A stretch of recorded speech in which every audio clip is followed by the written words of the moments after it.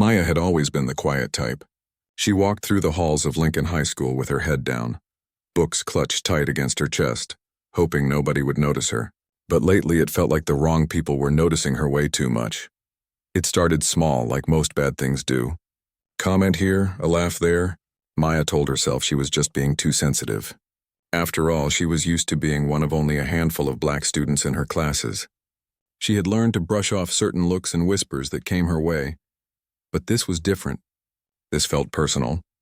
The trouble began in September, just 3 weeks into her junior year.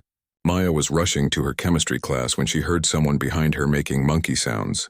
She turned around to see 3 girls giggling and pointing at her hair. Maya had spent an hour that morning carefully styling her natural curls, and she felt proud of how they looked. But now heat rushed to her cheeks as the girls continued their cruel performance. "Did you hear that?" one of them said loud enough for Maya to hear. "I think there's a zoo animal loose in the hallway." Maya's stomach dropped. She quickened her pace, but their laughter followed her all the way to class. When she slid into her seat, her hands were shaking so badly she could barely hold her pencil. The ringleader was Kayla Richardson. She was everything Maya wasn't. Blonde, popular, and seemingly untouchable. Kayla had 2 sidekicks who followed her everywhere. Tiffany, a redhead with freckles who always seemed angry about something, and Madison, a brunette who rarely spoke but always had her phone out, ready to record whatever drama Kayla decided to start. Maya tried to convince herself that first incident was just a one-time thing. Maybe they were having a bad day. Maybe they'd move on to bothering someone else. But deep down she knew better. There was something in Kayla's eyes that told her this was just the beginning. Sure enough, the next week brought more problems. Maya was getting books from her locker when she felt someone bump into her hard, sending her papers flying everywhere. When she looked up, there was Kayla wearing an innocent smile. "Oh my gosh, I'm so sorry," Kayla said in a voice that didn't sound sorry at all. "I didn't see you there. You're so hard to spot sometimes." Tiffany and Madison erupted in laughter while Maya scrambled to pick up her scattered homework. A few other students walked by, but nobody stopped to help. Maya felt invisible and completely alone at the same time. The comments got worse as the weeks went by. They made fun of the way she dressed, saying her clothes looked cheap and weird. They criticized her hair constantly, no matter how she wore it. When she straightened it, they said it looked fake. When she wore it natural, they made jungle sounds. When she tried protective styles like braids or twists, they called her ghetto. Maya started spending her lunch periods hiding in the bathroom on the 2nd floor. It was quieter there, away from the crowded cafeteria where Kayla's voice seemed to carry over every conversation. The bathroom became her safe space, a place where she could eat her sandwich in peace and maybe get through one part of her day without feeling like she was under attack. At home, Maya's mom would ask about school, and Maya would give the same answer every time. Fine. She didn't want to worry her mother, who was already stressed enough. Maya's dad had left when she was 12, and her mom worked 2 jobs just to keep their small apartment. The last thing Maya wanted was to add to her mother's problems. Her mom, Denise, worked at a grocery store during the day and cleaned offices at night. She was always tired, but she still made time to help Maya with homework and ask about her day. Maya loved her mother more than anything, which made it even harder to tell her what was really happening at school. "You're doing so well in your classes, baby," her mom would say, looking at Maya's report card with pride. "Keep this up and you'll get into any college you want." Maya would smile and nod, but inside she felt like a fraud. How could she be doing well when she spent half her time at school just trying to survive? How could she focus on her future when she could barely get through each day? The worst part wasn't even the mean comments or the name-calling. It was the way other students looked at her afterward. Some looked sorry for her, but they never said anything or tried to help. Others looked uncomfortable, like they wished they could disappear. And some didn't look at her at all anymore, as if she had become invisible. Maya started having trouble sleeping. She would lie in bed at night, replaying the day's events and wondering what she could have done differently. Maybe if she had stood up for herself more, maybe if she had told a teacher, maybe if she had fought back, but Maya wasn't a fighter. She was a dreamer. She loved to read and write, and she had always planned to become a journalist someday. She wanted to tell important stories and help people understand each other better. The irony wasn't lost on her that she was living through something that felt very much like a story. Except this story was real. and she was stuck in it. As October turned into November, the harassment got more frequent. It wasn't every day, but it was often enough that Maya never felt safe. She started mapping out routes through the school that would help her avoid Kayla and her friends. She learned which bathrooms they used and which ones they didn't. She figured out their schedules and planned her own movements accordingly. Maya became an expert at making herself small and unnoticed. She perfected the art of blending into crowds and disappearing around corners. But no matter how careful she was, it seemed like Kayla always found her eventually. The second-floor bathroom became more and more important to Maya as her safe haven. It was older than the other bathrooms and not as popular with students. Most days she could eat her lunch there in complete peace, sitting on the floor in the corner stall, reading a book or just enjoying a few minutes of quiet.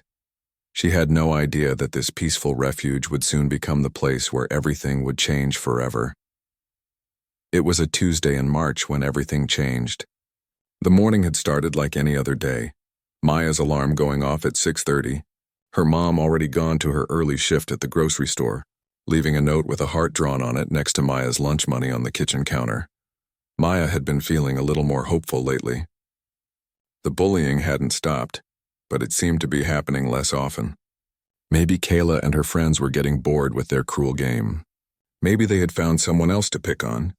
Maya dared to hope that the worst was behind her. She should have known better. The first sign that something was different came during third period English.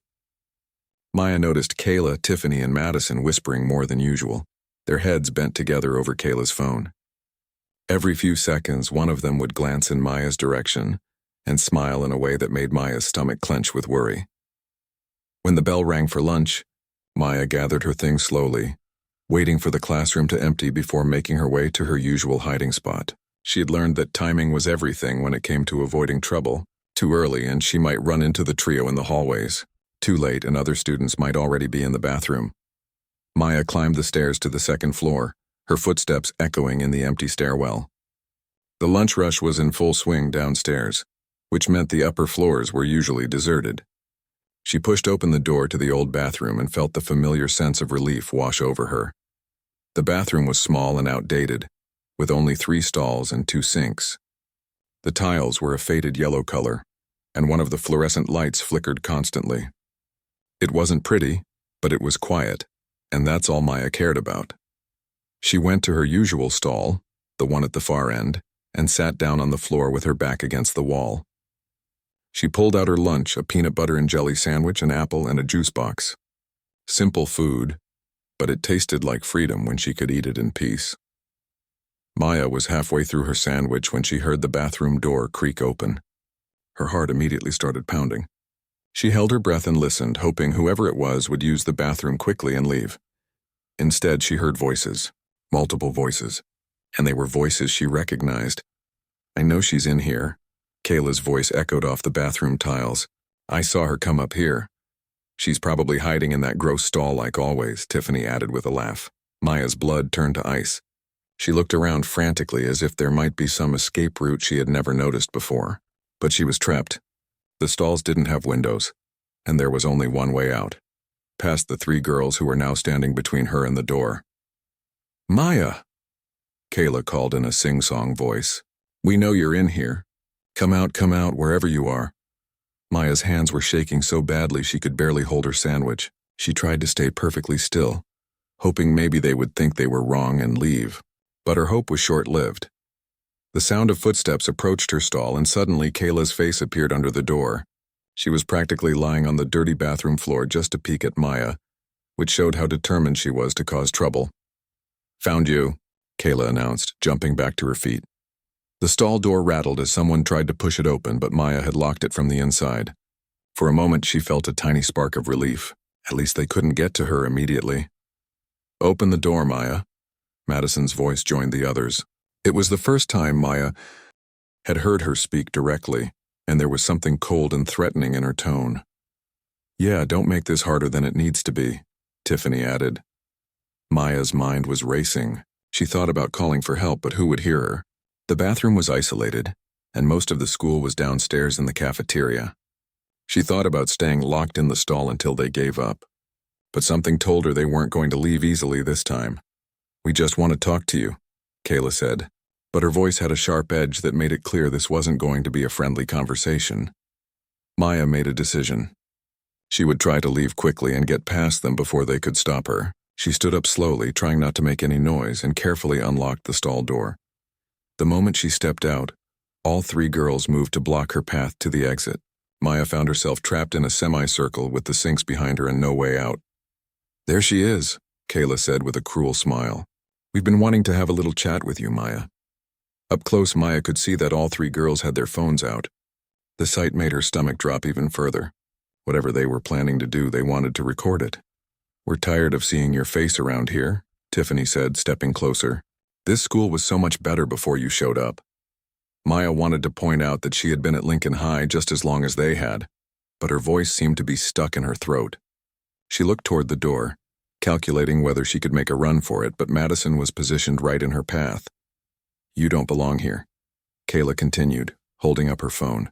"And we're going to make sure everyone knows it." That's when Maya realized what was happening. This wasn't just another bullying incident. This was planned.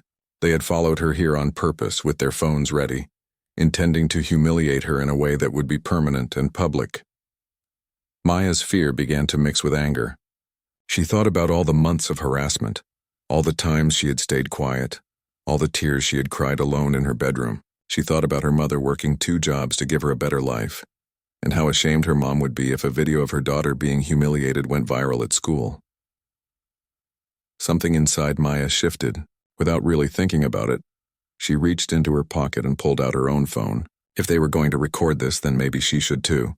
Her hands were still shaking, but she managed to open her voice recorder app and hit the record button. "What are you doing?" Madison asked, noticing Maya's phone. "The same thing you're doing," Maya said quietly. Her voice was barely above a whisper, but in the small bathroom, everyone could hear her clearly. Kayla laughed. "You think anyone's going to care about your side of the story? You think anyone's going to believe you over us?" The cruelty in her voice was unlike anything Maya had experienced before. This wasn't just teenage meanness. This felt like real hatred. Maya didn't understand where it came from or what she had done to deserve it. "Please," Maya said, trying one last time to appeal to whatever humanity might be left in them. "I never did anything to you. Can't we just leave each other alone?" But her words only seemed to make them angrier. "Leave us alone?" Tiffany repeated. "You're the one who doesn't belong here. You're the one who should leave." The bathroom felt smaller than ever, and Maya realized that whatever was about to happen, there was no way to stop it. All she could do was keep recording and hope that somehow someone would hear her story. What happened next seemed to unfold in slow motion, yet Maya would remember every detail for the rest of her life. Kayla stepped closer, her phone held high, recording everything. The cruel words that came out of her mouth were the kind that cut deep and left permanent scars. "Nobody wants you here," Kayla said, her voice full of venom. "Look at your hair, look at your clothes, look at everything about you. You're different, and different doesn't belong at our school." Tiffany joined in, saying things that Maya's mind tried to block out, words that targeted not just her appearance but her race, her family, her very existence. Madison stood guard at the door, making sure no one could enter while keeping her own phone trained on Maya. Maya stood there, trembling but trying to stay strong. Her finger pressed firmly on the record button of her phone. She didn't say much back. What could she say? But she kept recording, some instinct telling her that this evidence might be important someday. The harassment continued for what felt like hours, but was probably only a few minutes. Maya felt tears starting to well up in her eyes, and she hated herself for it. She didn't want to give them the satisfaction of seeing her cry, but the emotions were too much to hold back. Just as Maya thought things couldn't get any worse, she heard a sound that made everyone in the bathroom freeze. It was the soft squeak of a door opening, but not the main bathroom door. This sound came from the far wall near the supply closet. Everyone turned to look, and Maya's heart almost stopped when she saw who emerged, from what she now realized was a maintenance entrance she had never noticed. Before, Mrs. Rodriguez stepped into the bathroom carrying a box of toilet paper and cleaning supplies. She was the head custodian at Lincoln High, a woman in her late 50s who had been working at the school for over 20 years. Maya had seen her countless times in the hallways, always quietly going about her work, always offering a kind smile to students who bothered to acknowledge her. Mrs. Rodriguez was a small woman with graying hair pulled back in a neat bun and kind brown eyes that seemed to notice everything. She wore the standard custodial uniform, but she always kept it perfectly clean and pressed. Maya had always respected how she carried herself with dignity, no matter what mess she had to clean up or how some students treated her like she was invisible. For a moment, nobody moved. Kayla, Tiffany, and Madison stood frozen with their phones still out, clearly caught off guard by the unexpected interruption. Maya remained pressed against the sinks, still recording, not sure what would happen next. Mrs. Rodriguez set down her supplies slowly and looked around the bathroom, taking in the scene. Her expression remained calm, but Maya could see something sharp and intelligent in her eyes as she processed what was happening. "Girls," Mrs. Rodriguez said quietly, her voice carrying authority that seemed to fill the small space. "Is everything all right in here?" Kayla was the first to recover, quickly lowering her phone and putting on her most innocent smile. "Oh, hi, Mrs. Rodriguez. Yeah, everything's fine. We were just talking." But Mrs. Rodriguez didn't look convinced. Her eyes moved from Kayla to Tiffany to Madison, then finally settled on Maya. Maya could see recognition in the older woman's face, not just of who Maya was, but of what was really happening in that bathroom. "Talking," Mrs. Rodriguez repeated slowly, as if tasting the word. "That's interesting, because from where I was standing it sounded like something quite different." Maya's heart jumped. Where she was standing? How long had Mrs. Rodriguez been there? Had she heard everything? Tiffany shifted nervously. "We were just, having a conversation. Girl stuff." "Girl stuff," Mrs. Rodriguez echoed, and there was something in her tone that made Maya think she had heard that excuse before. "I see." The bathroom fell silent except for the constant flickering of the fluorescent light. Maya could feel her phone still recording in her pocket, and she wondered if she should stop it or keep it going. Mrs. Rodriguez walked slowly to one of the sinks and began organizing her cleaning supplies. But Maya noticed that she positioned herself so she could see everyone in the room. It was a subtle move, but effective. Mrs. Rodriguez said conversationally as she worked, "In my 23 years at this school, I've learned to recognize different types of conversations.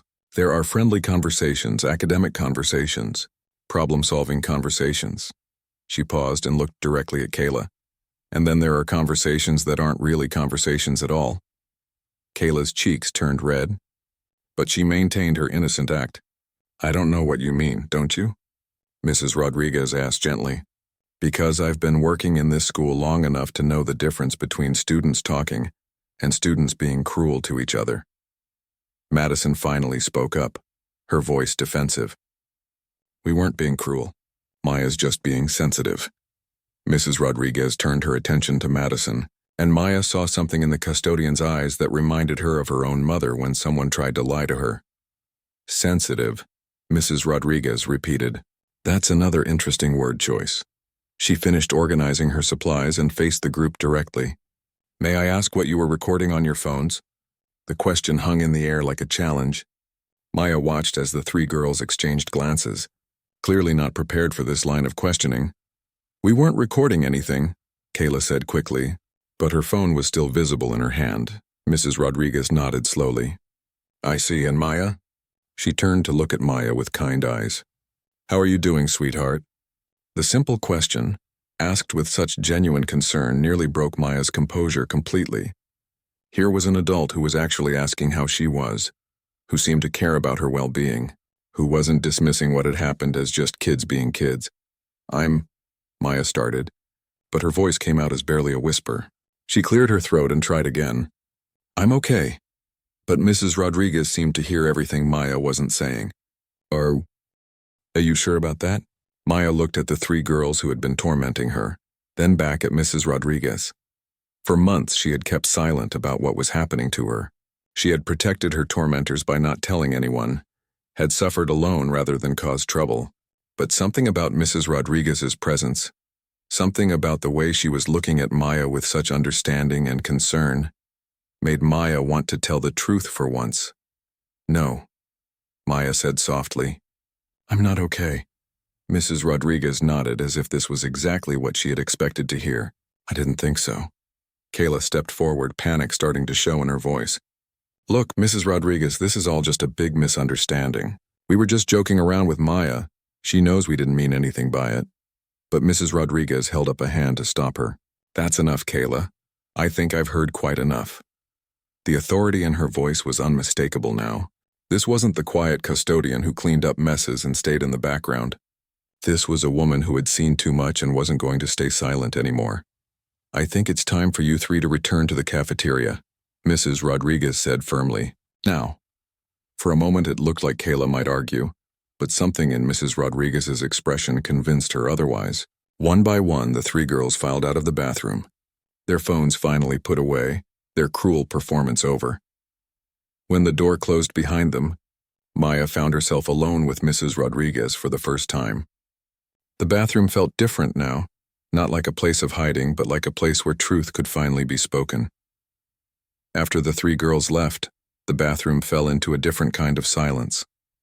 Maya stood by the sink, still shaking, her phone still recording in her pocket. She wasn't sure what to do or say next. Part of her wanted to run away, to pretend none of this had happened. But Mrs. Rodriguez was still there, and something about her presence made Maya feel safer than she had felt in months. Mrs. Rodriguez walked over to Maya slowly, giving her space but showing she cared. "Maya, sweetheart, how long has this been going on?" The question was asked so gently with such genuine concern that Maya felt her carefully built walls starting to crumble. She had spent so many months keeping everything inside, protecting everyone else from the truth of what she was going through. "Since the beginning of school," Maya whispered, her voice barely audible. "Maybe longer." Mrs. Rodriguez nodded and Maya could see pain in the older woman's eyes. "I was afraid of that. I've been seeing signs, but I needed to be sure." "Signs?" Maya asked, confused. Mrs. Rodriguez moved to lean against the sinks next to Maya, but not too close, respecting her personal space. "Maya, I've been working in schools for over 2 decades. I see things that others don't notice.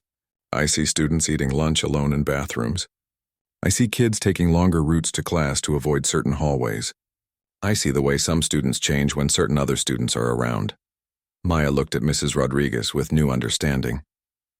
"You've been watching, not watching like a spy," Mrs. Rodriguez clarified quickly, "but caring, noticing. When you work in a school as long as I have, you learn to recognize when a child is hurting, even when they're trying to hide it." Maya felt tears starting to form in her eyes again. "Why didn't you say anything before?" Mrs. Rodriguez sighed deeply. "That's a fair question, and I'm not proud of my answer. I tried to report things I witnessed to the principal's office several times over the years. Different situations, different students, but I was told that unless I had concrete proof, there wasn't much they could do. They said kids sometimes exaggerate, that normal social conflicts get blown out of proportion." Maya's heart sank. If Mrs. Rodriguez couldn't get the administration to listen, what chance did Maya have? But Mrs. Rodriguez wasn't finished. "After being dismissed so many times, I started doing something I probably should have done years ago. I started keeping records." "Records?" Mrs. Rodriguez nodded. "Every incident I witnessed, every concerning behavior I noticed, every time a student seemed to be struggling. I wrote it down with dates and times and locations. I even started carrying a small recording device with me during my rounds." Maya's eyes widened. "You've been recording things?" "Only when I witnessed bullying or harassment," Mrs. Rodriguez explained. "I learned that documentation was the only way to make people listen. And Maya, what I just witnessed and recorded in this bathroom was not the first time I've seen those 3 girls target you." Maya felt her legs go weak. She slumped against the sink, overwhelmed by the realization that someone had been seeing her pain, that she hadn't been as invisible as she thought. "How many times?" Maya asked. "At least 6 incidents over the past 4 months," Mrs. Rodriguez said sadly.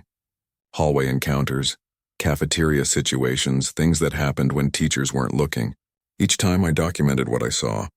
Each time I hoped it would be the last." Maya pulled out her phone and stopped the recording she had been making. "I recorded what happened today too," she said quietly. Mrs. Rodriguez's eyes lit up with something that looked like hope. "You did? Maya, that's very smart thinking." "My mom always told me to be prepared," Maya said. "After the first few incidents, I started carrying my phone with the recorder app ready just in case." "Do you have recordings from other times?" Maya nodded. 3 other times when they cornered me. I was scared to tell anyone because I thought people would say I was making it up or being too sensitive." Mrs. Rodriguez reached into her pocket and pulled out a small digital recorder. no bigger than a thumb drive. Maya, I want to tell you something important. You are not too sensitive. You are not making anything up. What those girls have been doing to you is wrong, and it's not your fault. For the first time in months, Maya felt like someone truly understood what she had been going through. The relief was almost overwhelming. What happens now? Maya asked. Mrs. Rodriguez thought for a moment. Now we make sure the right people hear our evidence. But first I need to ask you something important. Are your parents aware of what's been happening? Maya shook her head. My mom works 2 jobs. She's already so stressed, and I didn't want to make things worse for her. I kept hoping it would just stop on its own. Maya, your mother loves you. This information won't make things worse. It will help her understand why you might have seemed different lately. Has she noticed any changes in you? Maya thought about all the times her mom had asked if she was okay, all the concerned looks she had given Maya at dinner, all the nights Maya had claimed she was just tired. Yeah, Maya admitted. She's been worried about me, but I kept telling her everything was fine. Mrs. Rodriguez pulled a small notebook from her other pocket and flipped through several pages. Maya, I want to show you something, but I want you to know that you're not alone in this. I have documentation of similar situations happening to other students too. She showed Maya a page filled with neat handwriting, dates, and short descriptions. Maya could see entries about other students being harassed, other incidents that had been dismissed or ignored. This is bigger than just what's happening to you, Mrs. Rodriguez explained. There's a pattern of behavior in this school that's been allowed to continue because people weren't listening or didn't have enough proof. Maya felt a mix of sadness for the other students who had suffered and hoped that maybe finally something could be done about it. What's the next step? Maya asked. Mrs. Rodriguez closed her notebook and looked directly at Maya. The next step is we contact your mother and arrange a meeting with the school board. Not the principal, we've tried that route before. We go straight to the people who have the power to make real changes. Maya felt a flutter of fear in her stomach. What if they don't believe us either? What if nothing changes? Mrs. Rodriguez smiled for the first time since she had entered the bathroom. Maya, I have 23 years of credibility at this school. You have clear recordings of harassment.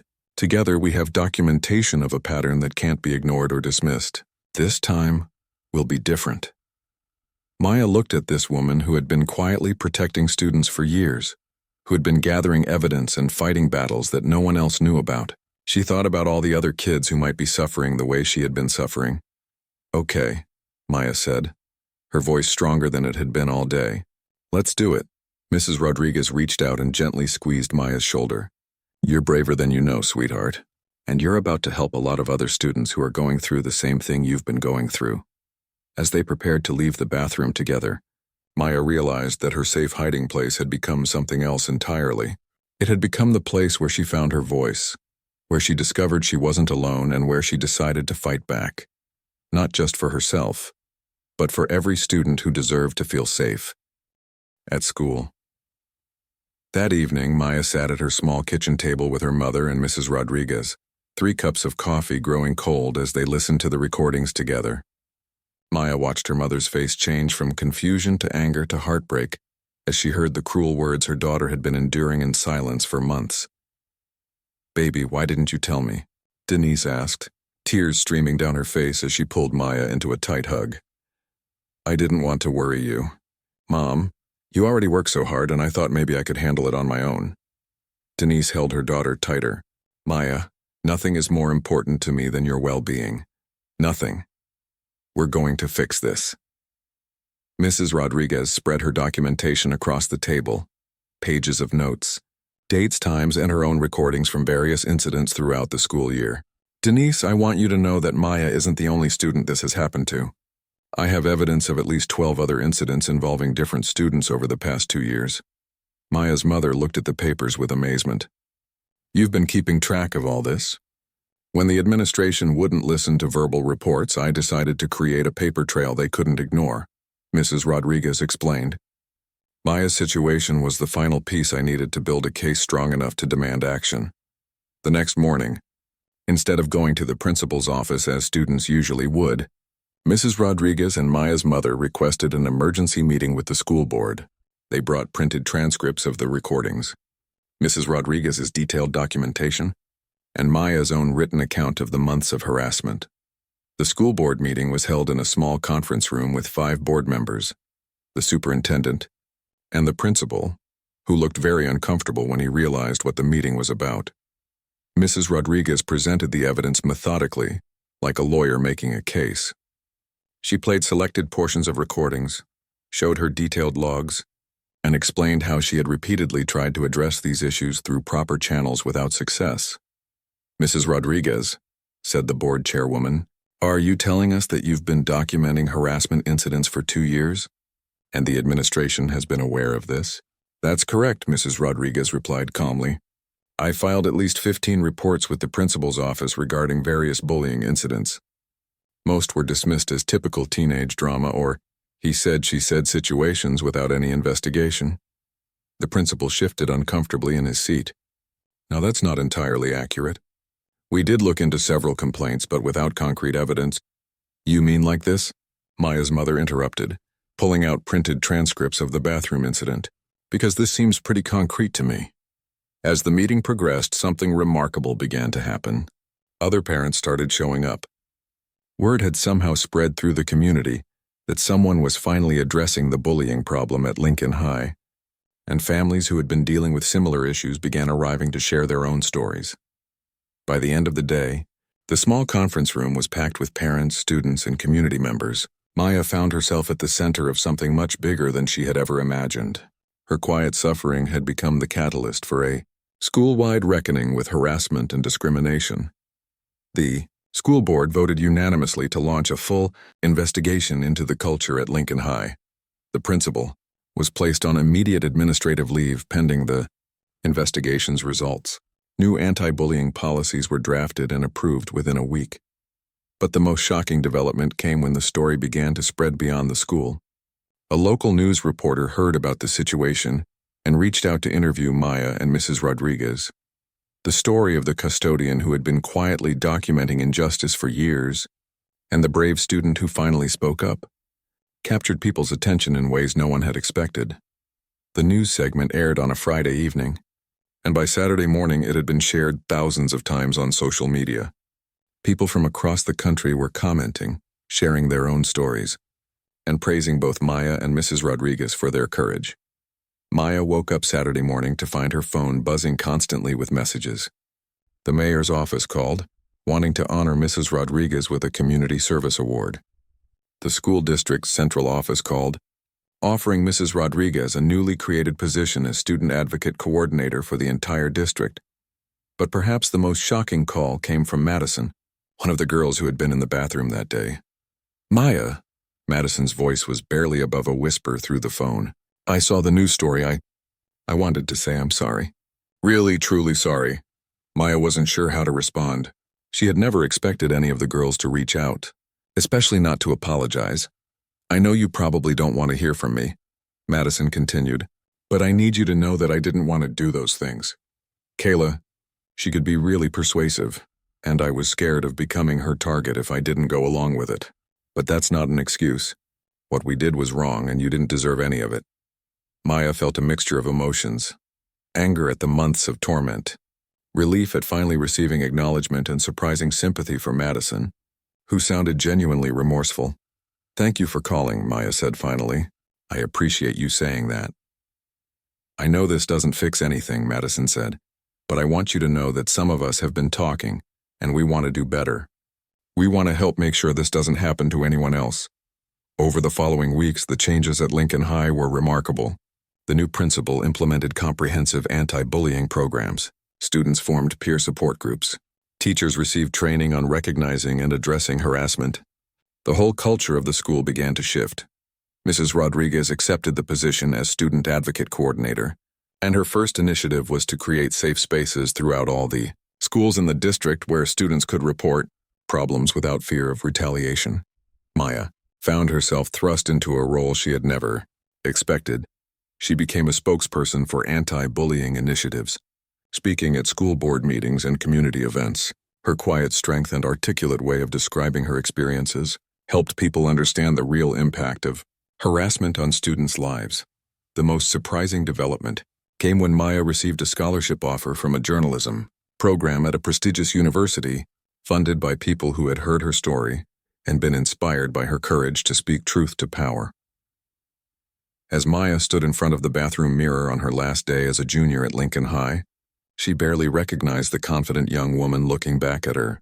This was no longer the scared girl who had hidden in bathroom stalls, hoping to become invisible. This was someone who had found her voice and used it to create change. Mrs. Rodriguez appeared in the mirror's reflection, standing behind Maya with a proud smile. "Ready for your last day of junior year?" Mrs. Rodriguez asked. Maya turned around and smiled. "Ready for whatever comes next." And for the first time in a very long time, Maya truly meant it. She had learned that sometimes the most powerful thing you can do is refuse to suffer in silence, and that speaking your truth, even when your voice shakes, can change not just your own life, but the lives of countless others who are waiting for someone to be brave enough to go first.